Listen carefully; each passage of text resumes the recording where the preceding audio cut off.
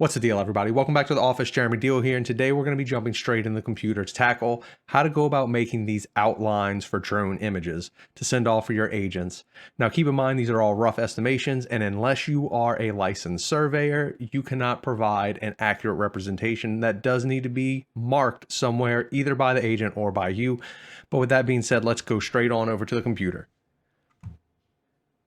All right, so here we are in Photoshop, and I'm going to show you a few examples of exactly what we'll be doing. We'll be creating this slight border right here and kind of desaturating and cutting down the light for the rest of the area. So these are the two properties we're going to be working on. So we'll start off with this one, and I'm going to go ahead and delete everything except for the wording level, because I don't think you really want to watch me type out all those words every time, right? And I'm going to do the same thing over on the second image. We'll go through both of them, and I'll show you the tools that I use to do so.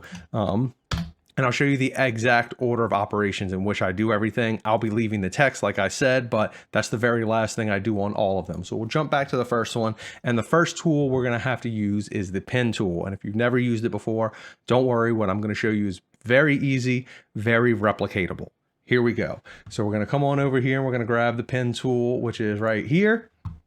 And we're going to figure out the property lines. Now, I already know this property kind of goes back like this and back up around here. So these are the marks I'm going to be making. And it's pretty easy to tell where the actual line is because of the way the grass is in the cut. So I'll be following that first one first since it's so easy to mark. All right, so what we're going to do first is mark right out here by the street where their property line is. And we'll come down this way and mark roughly where their property ends. Now, when you click the button, I'm going to show you a technique. If you hold it and move your mouse around, you can move this line to match that line exactly. So you know it looks more like the actual property. Let go, and now you've created this first path right here. Now, if you were to create from here, you see, it would make kind of this weird little circle that you have no control over. So I'm going to Control Z that. Now, what you want to do is hold the Alt key, or I believe it's Option on a Mac, and click this center one. See how, there we go. I have eliminated that one right there. Now, what that allows me to do is create a straight line from the last curve line that I did. Now, if you follow this line over here, it looks like it comes somewhere out right around here. So just like before, we'll click and hold, because we want to round out this property line so it looks nice and level like what we think it would estimate to be. Just like before, we're trying to make these lines match as much as possible, but keep in mind, unless you are a licensed professional, these are just going to be representations and not accurate. But trying to be as accurate as possible is never a bad thing. So now that we've matched that circular line, we'll let go, and just like before, we're going to press that Alt button to remove that past path. Then we're going to come all the way over here, and this is about where it clicks. There we go. And just like before, see, if you keep it right here, it puts the bin closer to the node. If you bring it far out, it puts it closer to the previous node. So you can bring it right in between, and it looks like it's about right there. Just like before, we're going to use that Alt button, and we're going to connect this path just by holding it, just like before. And there we go. Now we have a fully connected path. What's next, you may ask?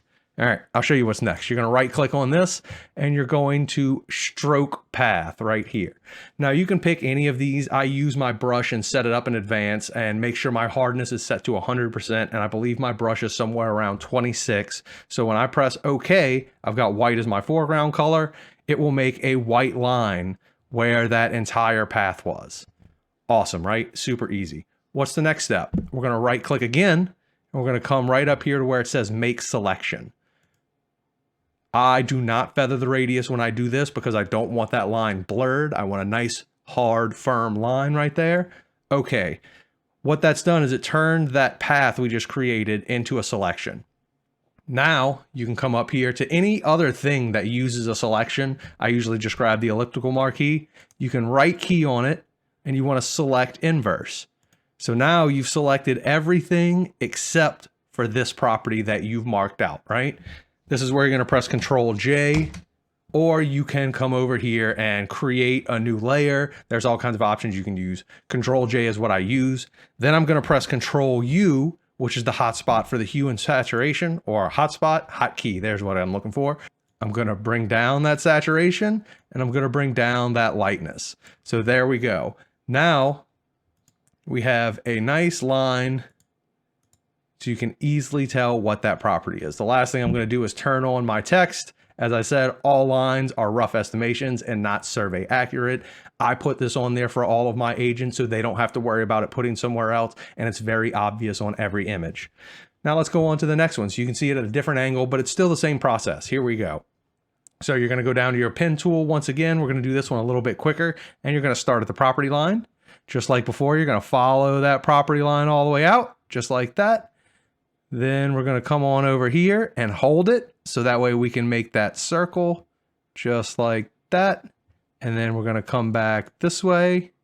Look at that. I forgot one of my own steps. Control Z will go back, press that Alt button, get rid of that. And then here we go. Following the line, make it just like before, and follow the same steps as before now that you've done that. So come on over here, and now that you've got your background selected, make sure that's an important step. Come over here, right click, and you're gonna stroke path right here, just like before. Same brush settings as before.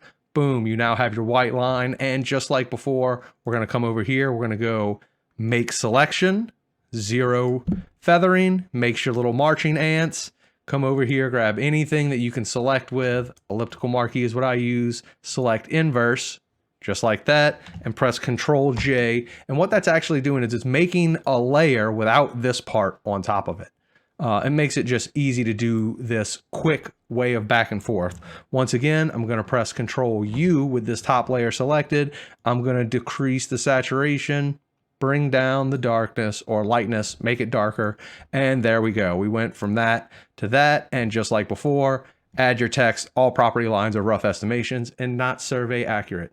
Boom. I just gave you 2 examples in a short amount of time of how easy it is to do this. And you can automate this process out. Super simple and quick. Like, it takes me about a minute to do each one for my agents.